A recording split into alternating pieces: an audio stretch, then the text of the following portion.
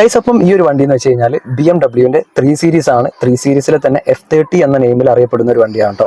അപ്പം ഈ ഒരു വണ്ടിയിൽ ശ്രദ്ധിക്കാത്തത് മൂലം വന്നിട്ടുള്ള ഒരു ഡാമേജ് ഞാൻ കാണിച്ചു തരാം. അപ്പം അത് ഈ ഒരു വണ്ടിയിൽ നിന്നല്ല, ഏതൊരു വണ്ടി ആയിക്കോട്ടെ, നമ്മൾ യൂസ് ചെയ്യുന്ന സമയത്ത് ശ്രദ്ധിക്കാത്തത് മൂലം വരുന്ന അത്തരത്തിലുള്ള ഒരു ചെറിയൊരു കംപ്ലൈൻറ്റ് ഞാൻ കാണിച്ചു തരാം. അപ്പം ഈ ഒരു വണ്ടീൻ്റെ ഈ ഒരു സെൻറ്ററിൽ വരുന്ന അല്ലെങ്കിൽ ഐ ഡ്രൈവ് എന്നൊക്കെ പറയും. അപ്പം ഈ ഒരു ഡിസ്പ്ലേന്റെ ഭാഗത്തോട് നോക്കുമ്പോൾ കണ്ട കളർ ഇങ്ങനെ ചേഞ്ച് വന്നത് കണ്ടല്ലോ. അപ്പം ഈ ഒരു ഡിസ്പ്ലേ ഈ ഇത്തരത്തിൽ ഡാമേജ് ആവാനുള്ള ഒരു മെയിൻ റീസൺ നമ്മളെ സൺലൈറ്റ് ഉണ്ട്. അതായത് നമ്മളിപ്പോൾ വണ്ടി ലോങ് ടൈമിലേക്ക് നമ്മൾ പാർക്ക് ചെയ്തിടുകയാണെന്നുണ്ടെങ്കിൽ ഡയറക്റ്റ് സൺലൈറ്റ് കിട്ടുന്ന രീതിയിലാണ് വെക്കുന്നതെന്നുണ്ടെങ്കിൽ ഈ ഒരു ഡിസ്പ്ലേ, അതേപോലെ തന്നെ ഇപ്പുറത്തെ ഡിസ്പ്ലേ, ഇതെല്ലാം ഡാമേജ് ആയേക്കാം.